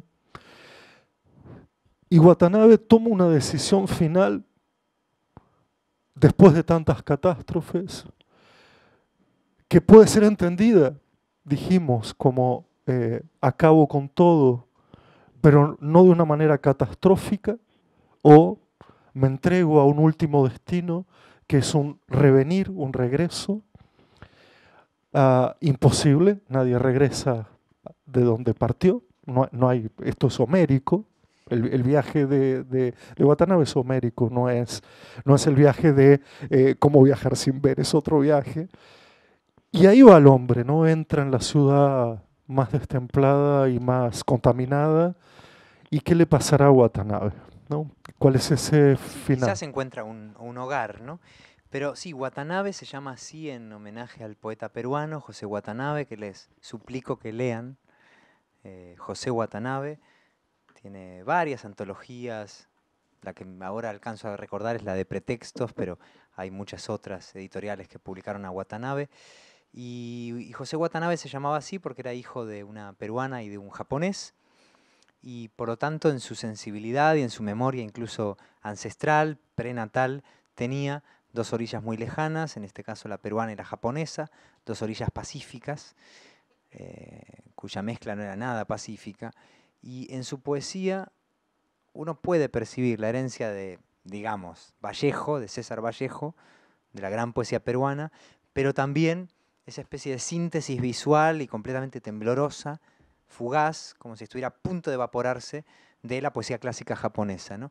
Y con eso construye un mundo para mí único, y le quise poner entonces Watanabe a mi personaje, que no tiene nada que ver con este poeta, o sí, biográficamente no, porque me parecía que nombrándolo de esa manera la novela se me podía poetizar sola, como que la novela iba a tener un recuerdo, un eco lírico por el mero hecho del nombre. Igual que, no sé, que los padres nunca le pondrían a sus hijos el nombre de su peor enemigo en la escuela, es decir, hay cosas como que no se pueden hacer con un nombre, entonces del mismo modo que uno trata de invocar un pasado, una memoria personal, nombrando a esos niños, creo que los personajes también arrastran una memoria dependiendo del nombre que les ponga. Y claro, la novela trata de reunir espacios y tiempos que están separados, como si la novela fuese un artilugio de creación de fronteras espaciotemporales que no están antes de su intento. Y entonces este personaje es un personaje migrante, en vez de un judío errante, es un nipón errante, y por razones de trabajo, efectivamente, tiene que instalarse en distintos países y en distintos idiomas a distintas edades, y tiene 4 historias de amor que tienen que ver con un idioma, una edad y un lugar diferente, y que configura el rompecabezas de la identidad de cualquier persona, porque nadie es la misma persona durante toda su vida, y mucho menos es la misma persona según quien la recuerde. Y a mí me interesaba en este caso que la identidad de él le perteneciera a ellas, en este caso, es decir, a quienes lo recuerdan, se contradicen entre sí. Por ejemplo, una de las mujeres recuerda que es de una puntualidad insoportable.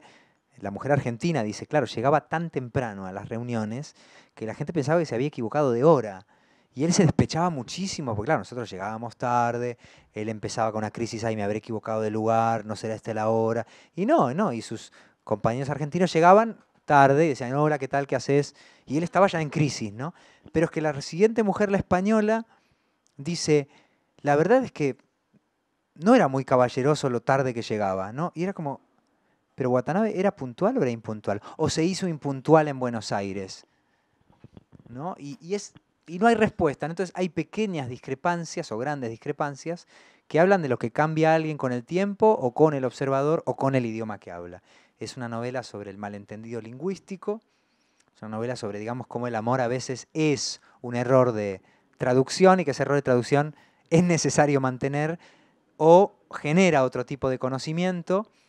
Me estoy acordando de la definición de un diccionario así humorístico que escribí hace unos años que se llama Barbarismos y que define noviazgo, más o menos textualmente, como periodo en el que dos personas hacen todo lo posible por no conocerse. Entonces, ese periodo supuestamente maravilloso en que te encanta todo del otro, pero en realidad no entendiste nada y no sabés quién es el otro. Lo que te gusta es que no sabés. Entonces, hay algo de esa fascinación pasada por el filtro de un idioma que no podemos entender, pero también es un superviviente de Hiroshima. Su vida está, digamos, enmarcada entre dos explosiones nucleares que están distantes en el tiempo por casi 70 años, ¿no? El 45 y el 2011.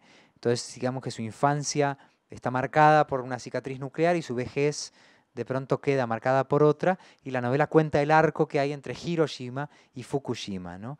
Que significan respectivamente Isla Grande e Isla de la Suerte, Hiroshima y Fukushima. Y me interesaba mucho de nuevo lo de las voces imposibles, ¿no? Si era difícil para mí escribir en primera persona femenina en Hablar Solos, estas son 4 primeras personas femeninas, o sea, es un disparate completamente insostenible, y ese disparate de pronto me estimulaba mucho, porque, bueno, lo conversábamos el otro día en la presentación. Creo que entre las múltiples revoluciones, desplazamientos, transformaciones que el pensamiento de género y que el feminismo propician en la escritura, uno que no es el menos importante y que sin embargo creo que no se menciona tanto, quizás sepultado por la urgencia de las luchas civiles, que lo son, o por la creación del espacio para las voces de las escritoras, que lo son y que de hecho ya son protagonistas de mi generación.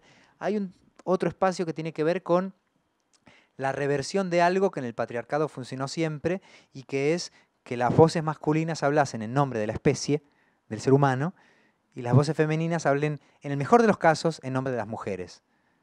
Entonces, esa estructura de la condescendencia creo que puede permanecer intacta si no la trabajamos entre todos, que va a decir como, bueno, ustedes también pueden hablar, pero hablen de lo suyo, ¿no? De los grandes temas universales, digamos, ya estamos nosotros, ¿no? Ustedes hablen de, bueno, de sus cosas, de sus temas, de sus luchas, y Borges seguirá hablando del ser humano, ¿no? Entonces me parece interesante pronto decir, bueno, pero una primera persona femenina es tan universal como una masculina, y por lo tanto me debería poder pertenecer, yo podría ser representado por una primera persona femenina del mismo modo que una masculina, con la dificultad ideológica que eso implica, por supuesto, pero me parecía como un experimento identitario, que era, si una lectora lee a Shakespeare y se siente invocada o nombrada, y yo leo a Alice Munro y me siento invocado, nombrado, como narrador debería poder volcar mi intimidad o aprender de esa voz, tanto en masculina como en femenina, ¿no? Y en todo caso las torpezas implícitas en lo segundo tienen que ver con una falta de adiestramiento, pero no con una imposibilidad a priori. Bueno, entonces eso se refleja en este señor que es el protagonista aparentemente de la novela, pero que habla poco, que apenas dice nada, y que es narrado, construido, fantaseado por ellas, que es exactamente lo contrario de la construcción tradicional del personaje femenino, que suele ser objeto de deseo y de fantasía y de explicación de los observadores masculinos, ¿no? Y esa reversión me parecía como parte de un proceso, digamos, histórico en el que estamos todos atravesando, incluidos los que se sientan incómodos o no lo acepten, digamos, ellos también son parte de ese proceso, ¿no? Y me parece que tiene múltiples e infinitas consecuencias narrativas este momento que estamos viviendo, y para mí me parece que son muy estimulantes. Y por último, en cuanto a lo de las catástrofes que decías, para mí es interesante pensar que cuando ocurrió este terremoto en Japón, en el 11 de marzo de 2011, a mí me ocurrió algo muy peculiar, y no fue que se me moviera el suelo, y es que yo estaba en Francia, estaba viviendo en París, que es una de las ciudades que aparece en la novela, por razones académicas de mi pareja, y Francia es un país que es una potencia atómica, o sea, es la segunda potencia atómica de Occidente. Ningún país europeo ha hecho tantos experimentos atómicos como Francia, y esto a veces se suele olvidar, ¿no? Estaba en Francia, país atómico, veo un accidente nuclear, veo ese hongo, esa nube que es como la repetición de un espectro terrible, pero además era 11 de marzo, y el 11 de marzo es una fecha para España muy marcante por el atentado de Atocha, que sucedió un 11 de marzo, en España se le dice 11M, igual que en Estados Unidos está el 9/11 o 11S, en España tenemos el 11M. Entonces, claro, yo decía pronto, ¿cómo descodifico que un accidente en Japón yo lo presencio en un país muy nuclear, pero que está muy lejos, que es Francia, mientras esta efeméride española repercute en mí por el azar de que es 11M? Y todo eso de decir cómo se narra un accidente japonés visto en, visto en Francia por alguien que reside en España y tiene una memoria argentina, y ya te estoy contando el argumento de la novela. Pasó que leí que ese terremoto movió el eje del planeta entero más de 10 centímetros. Que se desplazó el planeta. No rotó igual, no volvió a girar nunca más del mismo modo. Y eso me recordó a estas epifanías que tienen los astronautas cuando se van, iba a decir a otro planeta, todavía no lo pueden hacer, a la Luna, cuando, digamos, salen de la Tierra y la mayor revelación que tienen no son las estrellas, no son los otros, es mirar la Tierra, decir, ah, esa es mi casa, qué extraterrestre es la Tierra, qué rara, ahí estoy yo, y reproducen una escala espacial, astronómica, la experiencia de cualquier viajero o de cualquier persona que se conecta con una ficción. Te vas aparentemente lejos, te vas a Japón o te vas a la cuadra de al lado, pero te vas, te moves, pones un filtro de distancia, entonces, como el ángel de la historia de Benjamin, te mirás lo recorrido y decís, ah, ahí estamos, en ese tiempo, en ese espacio. Entonces la identidad solo se ve desde afuera, es la definición de cultura esa. Y me pasó entonces eso, que se me ocurrió que una buena manera para mí de pensar países que me son cercanos, como España y Argentina, como el país en el que estaba yo contemplando ese accidente, o como por último el país que tiró las bombas atómicas, que es Estados Unidos, era pensarlos desde un lugar lejano. Por ejemplo, Japón, que es el lugar más lejano que nos suele fascinar. Tenemos esta relación como de un cierto enamoramiento de Japón y por otra parte una incapacidad total para entenderlo, para leerlo, incluido yo mismo, que me pasé años investigando y estoy convencido de que no entendí nada. Pero hay esa especie de deseo de traducir en nuestro lenguaje lo de ellos y viceversa, ¿no? Como los japoneses también están fascinados, yo qué sé, por el jazz, por el western. Hay una especie de Lost in Translation, Oriente-Occidente, que la novela trata de cubrir con una especie de puente imaginario que es este misterioso señor Watanabe, que viaja mucho, ve mucho y dice poco, lo que puede. Lo que pasa es que Watanabe es el testigo de todo y por lo tanto representa para todo el mundo una supuesta conciencia de la catástrofe y solo verlo, ¿no?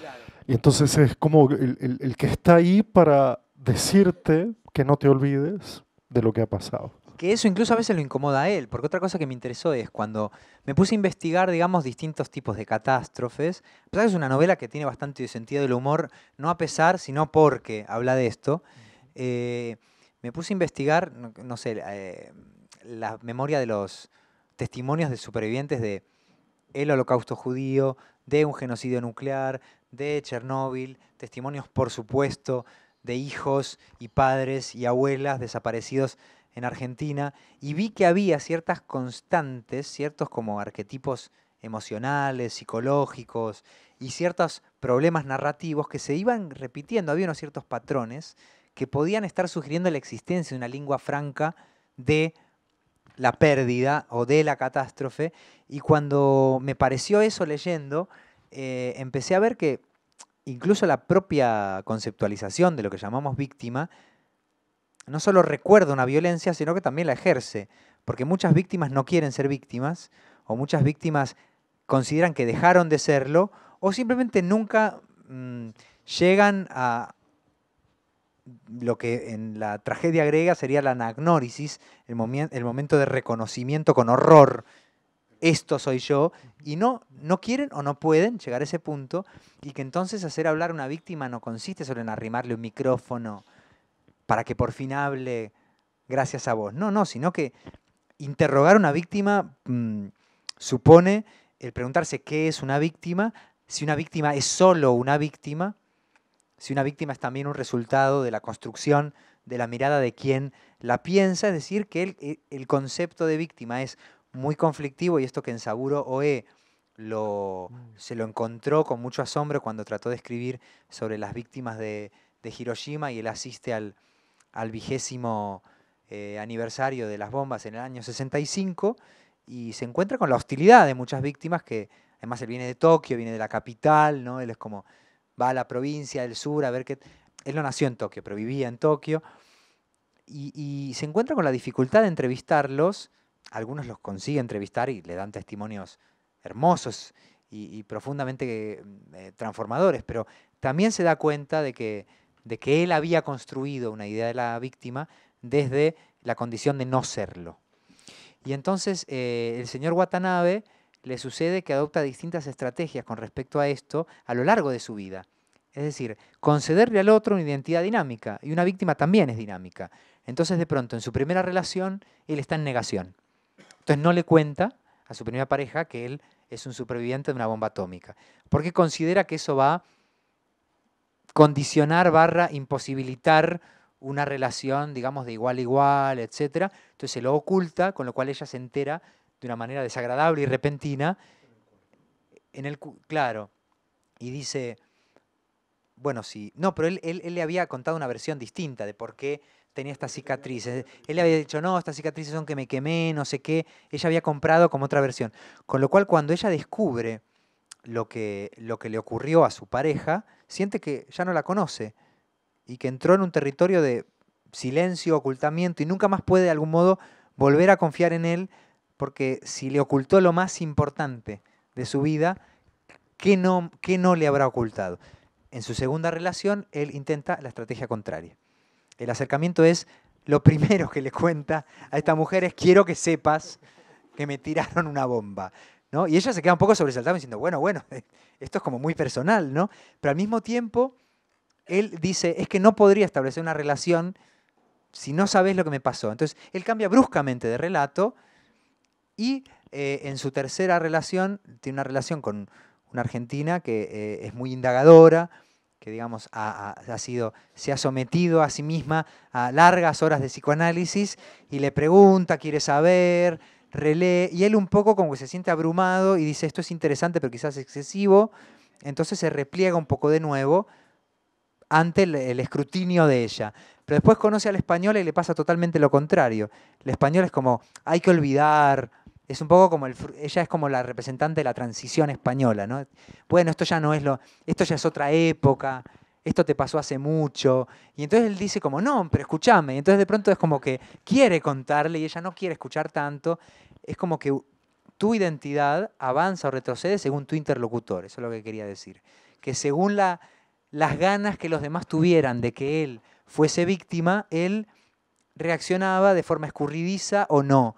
Y entonces, a lo largo de su vida, él es muchas víctimas y la misma, hasta que de pronto, bueno, toma esta decisión de regresar a su país natal cuando se jubila, y dice algo así como, ya que el horror parecía perseguirlo, porque él se topa con silencios de cada país a los que va, silencios del trauma nacional de cada país, dice, ya que el horror parecía perseguirlo, era mejor salir a buscar el suyo, ¿no?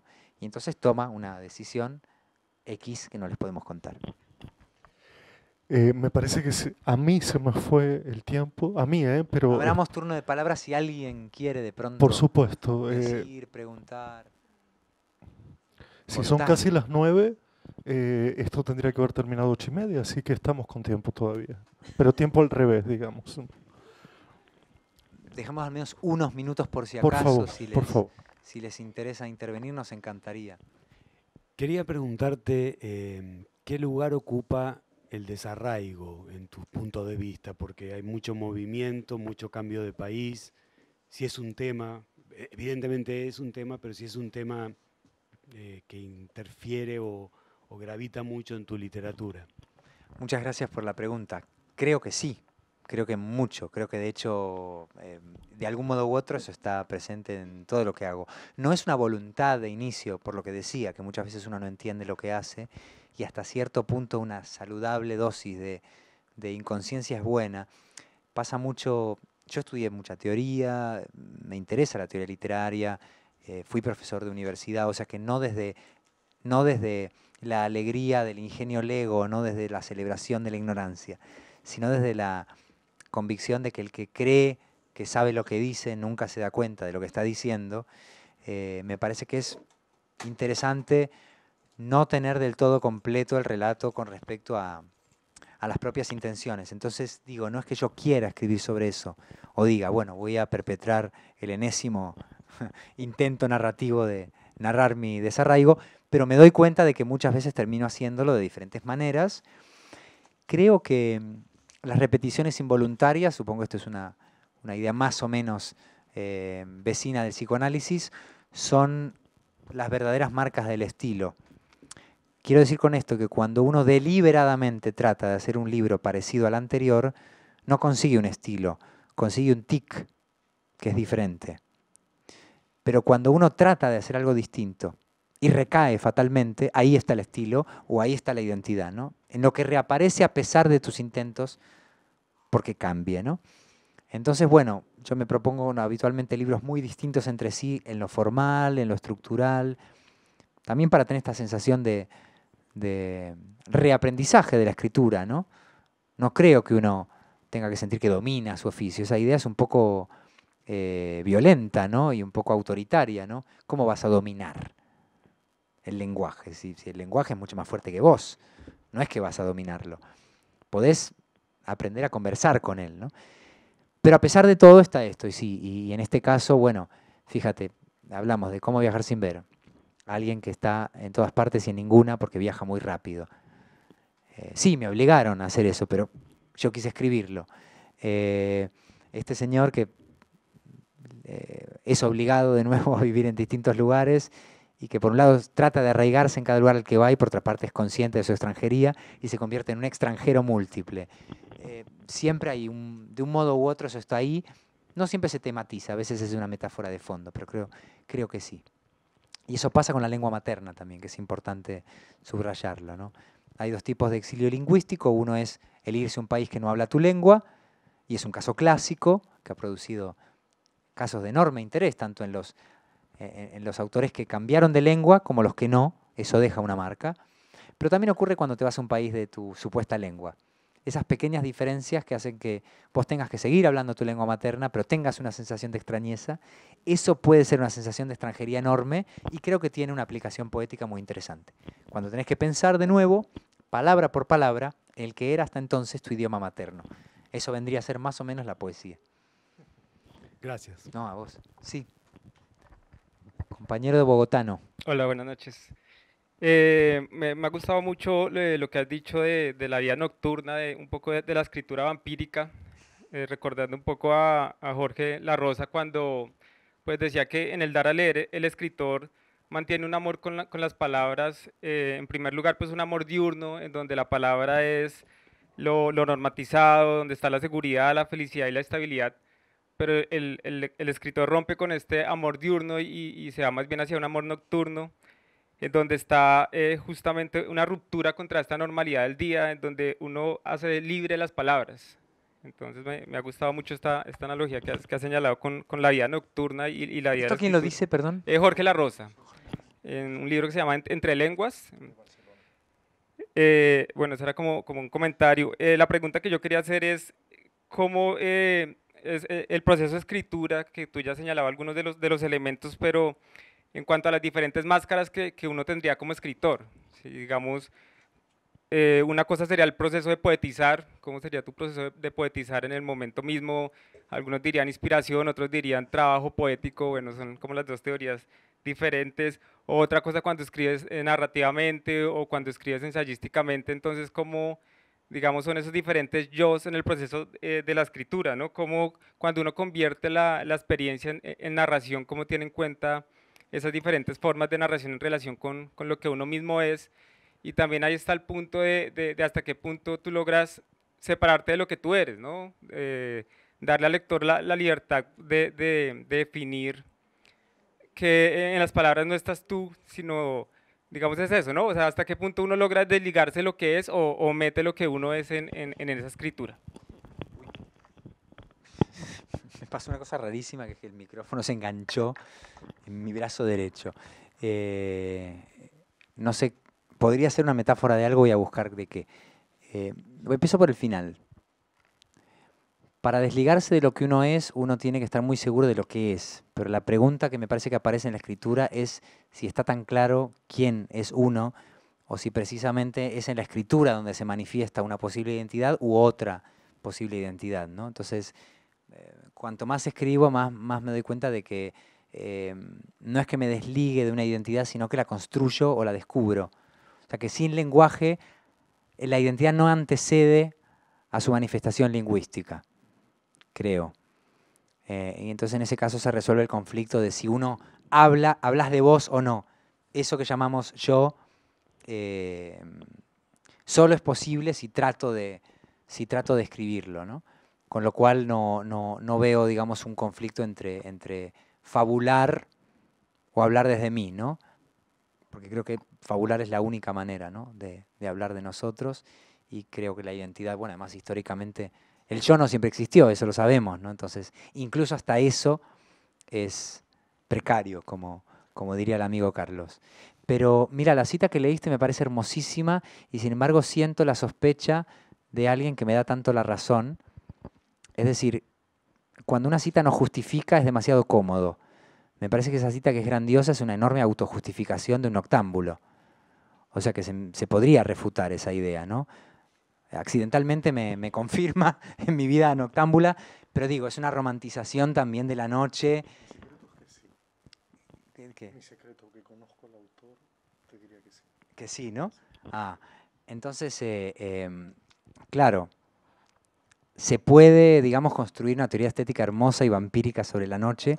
Me gusta la idea de que hay menos reglas por la noche, digamos que las reglas, digamos, de la vida, entre comillas, no quiero llamarla burguesa, digamos, ordenada, entran en suspensión provisional cuando estás en esas horas en que uno puede comportarse de otra manera en muchos sentidos, porque el horario no está tan gestionado a priori, es el tiempo de descanso y por lo tanto descansa también la autoridad.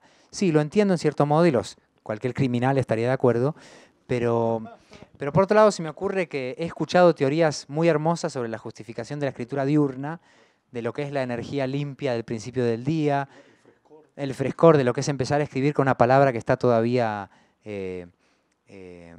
rosácea y que se va cansando, impregnando, ensuciando y que llega como, digamos, agotada y demasiado impregnada a la noche y que entonces es como solo un pálido eco de la palabra vigorosa que fue a levantarse. Esto, digamos, no lo siento, pero lo podría sostener, lo podría defender sin ser mío. E incluso podemos hacer una tercera teoría, anfibia, que es lo que siempre más me gusta.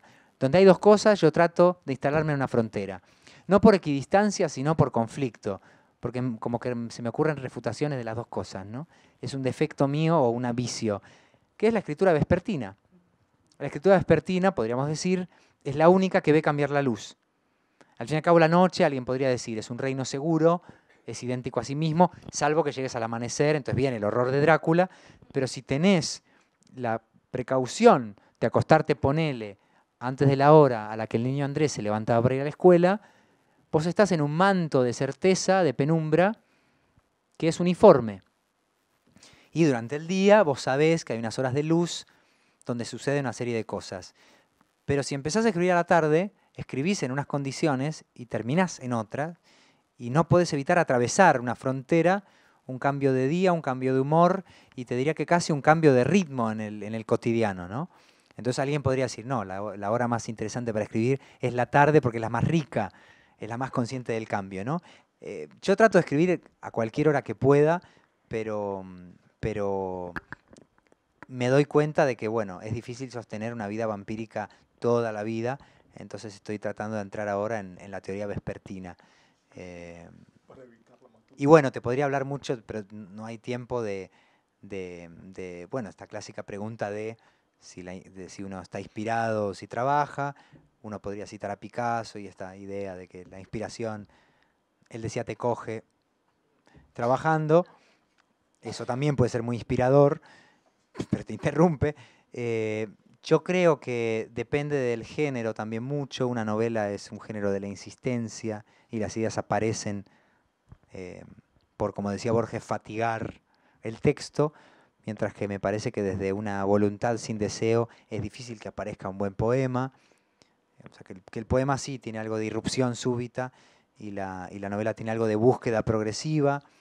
Entonces, bueno, uno se convierte en diferentes personas, pero creo que lo interesante de los distintos formatos literarios es que pueden obedecer a distintos impulsos que todos tenemos. El impulso de la inmediatez, el impulso de la construcción, el impulso de la destrucción, ¿no? Es una columna política indignada y uno no construye, sino que quiere destruir. Entonces, me parece que todo eso puede encontrar su formato, ¿no? Y todo eso somos nosotros, es yo en cada caso, a distintas horas del día incluso. ¿Hay alguna más así que podamos brevemente? Si no, terminamos leyendo un poema, Sí, por Ilia. favor.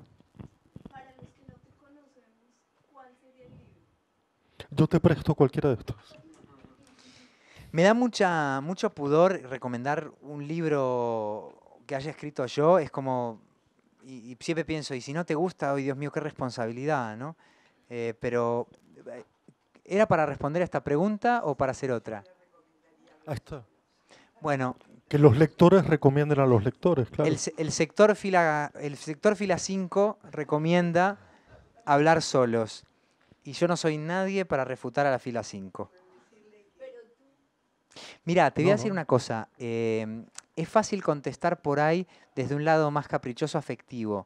No cuál es mejor, que es verdad que lo desconozco, sino que uno a veces... Bueno, hay gente que, te diría el último siempre, ¿no? Fractura, porque es lo que está más reciente. Eso podría ser una respuesta. En general me parece que cualquier escritor, cualquier escritora lo que hace es recomendar según la experiencia de escritura que tuvo, pero eso no siempre se corresponde con el resultado, ¿no? Entonces, por ahí recuerdo con más emoción la escritura de unos libros que otros. Creo que de libros de cuentos, justo el que tenés ahí, creo que es el que más disfruté escribiendo, que es Hacerse el muerto. ¿Es el mejor? No sé. Es el que con más cariño recuerdo, ¿no? Y de las novelas, por ahí sí. Las experiencias más placenteras están en 2 de esas novelas. Curiosamente no en Hablar solos, que fue como un libro difícil de escribir para mí. El último, que es Fractura, o Una vez Argentina, que es la historia de mi familia a lo largo del siglo XX, cómo fueron llegando, inmigrando a Argentina. Entonces, una pequeña crónica de la historia del país a través de estos inmigrantes que están en la familia de medio país, ¿no? Pero no porque sea un libro especialmente bueno o no, sino porque me permitió averiguar quiénes eran mis bisabuelos, y eso era para mí muy importante, ¿no? Si me permiten, y para cerrar y para dejar a Andrés reencontrarse con su padre y tal, y porque nos pasaríamos toda la noche hablando, no, voy a elegir algo de lo que no hablamos, de Hacerse el muerto, porque además que se llama, es un relato que se llama Las cosas que no hacemos. A mí personalmente me ha parecido la celebración de la inutilidad más hermosa que he leído en tiempo. Así que si me permiten lo leemos y nos despedimos. Como vos prefieras. ¿Te gustan tus cosas? ¿Te parece que lo lea yo, sí? Si no, Bueno, lo leo yo. bueno, Ya léelo lo vos, leí dale. para leerlo, dale. Me gusta que no hagamos las cosas que no hacemos. Me gustan nuestros planes al despertar, cuando el día se sube a la cama como un gato de luz, y que no realizamos porque nos levantamos tarde por haberlos imaginado tanto. Me gusta la cosquilla que insinúan en nuestros músculos, los ejercicios que enumeramos sin practicar, los gimnasios a los que nunca vamos, los hábitos saludables que invocamos como si, deseándolos, su resplandor nos alcanzase. Me gustan las guías de viajes que hojeas con esa atención que tanto te admiro y cuyos monumentos, calles y museos no llegamos a pisar, fascinados frente a un café con leche. Me gustan los restaurantes a los que no acudimos, las luces de sus velas, el sabor por venir de sus platos. Me gusta cómo queda nuestra casa cuando la describimos con reformas, sus sorprendentes muebles, su ausencia de paredes, sus colores atrevidos. Me gustan las lenguas que quisiéramos hablar y soñamos con aprender el año próximo, mientras nos sonreímos bajo la ducha. Escucho de tus labios esos dulces idiomas hipotéticos, sus palabras me llenan de razones. Me gustan todos los propósitos, declarados o secretos, que incumplimos juntos. Eso es lo que prefiero de compartir la vida, la maravilla abierta en otra parte, las cosas que no hacemos. Muchas gracias.